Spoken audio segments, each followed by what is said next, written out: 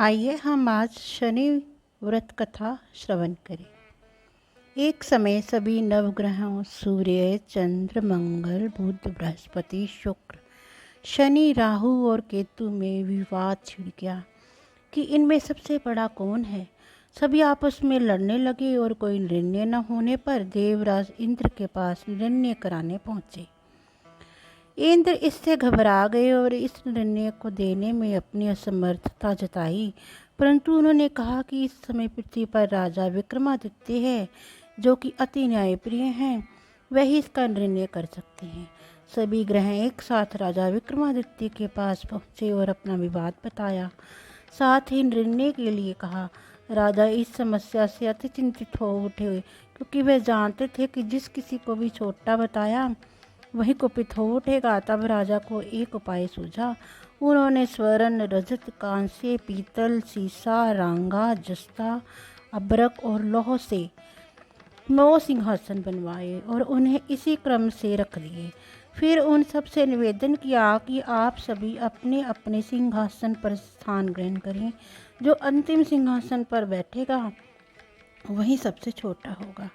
इस अनुसार लौह का सिंहासन सबसे बाद में होने के कारण शनिदेव सबसे बाद में बैठे, तो वही सबसे छोटे कहलाए। उन्होंने सोचा कि राजा ने यह जानबूझकर किया है। उन्होंने कुपित होकर राजा से कहा, राजा तू मुझे नहीं जानता।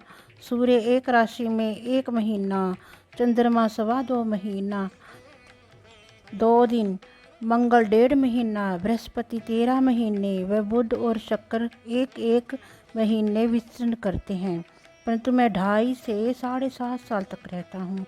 बड़े बड़ों का मैंने विनाश किया है। श्री राम की 7.5 आने पर उन्हें वनवास हो गया। रावण के आने पर उसकी लंका को बंदरों की सेना से परास्त होना पड़ा।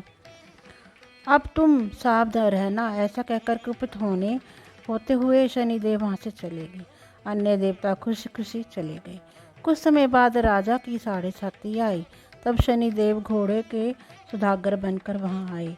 उनके साथ कई बढ़िया घोड़े थे। राजा ने यह समझकर सुन अपने अश्वपाल को अच्छे घोड़े खरीदने की आज्ञा दी। उसने कई अच्छे घोड़े खरीदे। वह एक सर्वोत्तम घोड़े को राजा को सवारी हेतु दिया। राजा ज्यों ही उस पर बैठा, वह घोड़ा सपट वन की ओर भागा।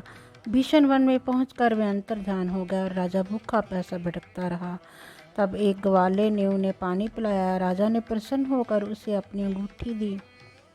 वह अंगूठी देकर राजा नगर को चल दिया और वहां अपना नाम उज्जैन निवासी वीका बताया। वहाँ एक सेठ की दुकान में उसने जल इत्यादि पिया और कुछ विश्राम भी किया। भाग्यवश उस दिन सेठ की बड़ी बिक्री हुई। सेठ उसे खाना इत्यादि कराने खुश होकर अपने साथ घर ले गया। वहाँ उसने एक खूंटी पर देखा कि एक हार टंगा जिसे खूंटी निगल रही है। थोड़ी देर में पूरा हार गायब था। तब सेठ ने आने पर देखा कि हार गायब है। उसने समझा कि वीका ने ही उसे चुराया है। उसने वीका को कोतावल के पास पकड़वा दिया। फिर राजा ने भी उसे चोर समझकर हाथ पैर कटवा दिए। वह चुरंगिया बन गया और नगर के बाहर फिंकवा दिया गया। वहाँ से एक तेली निकल रहा था जिसे दया आई और उसने वीका को अपनी गाड़ी में बिठा लिया। वह अपनी जीभ से बैलों को हाँकने लगा। उस काल राजा की शनि दशा समाप्त हो गई। वर्षा काल आने पर वह मल्हार गाने लगा। तब वह जिस नगर में था वहाँ की राजकुमारी मनभावनी को वह इतना भाया कि उसके मन ही मन प्रण कर लिया कि वह उस राग गाने वाले से ही विवाह करेगी। उसने दासी को ढूंढ भेजा। दासी ने बताया कि वह एक चुरंगिया है, परंतु राजकुमारी ना मानी। अगले ही दिन से उठते ही वह अनशन पर बैठ गई कि विवाह करेगी, तो उसे बहुत तेरा समझाने पर भी जब वह ना मानी तो राजा ने उसे तेली को बुला भेजा और विवाह की तैयारी करने को कहा। फिर उसका विवाह राजकुमारी से हो गया।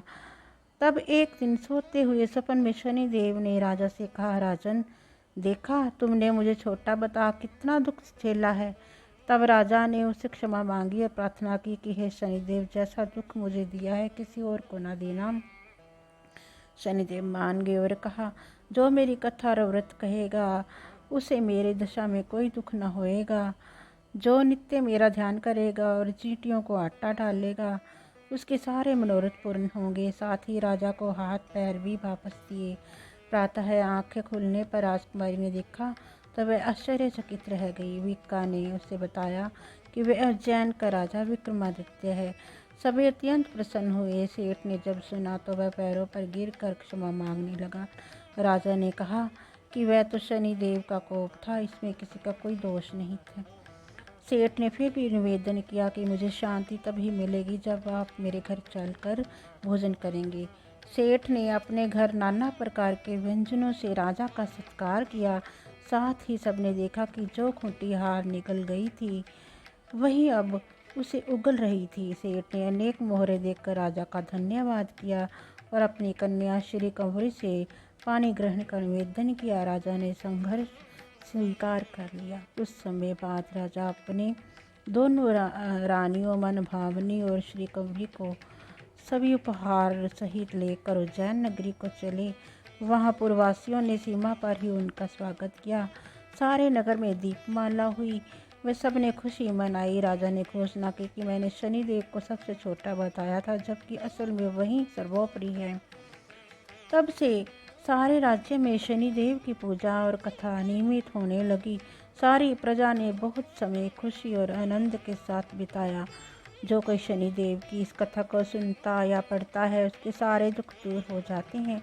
व्रत के दिन इस कथा को अवश्य पढ़ना चाहिए।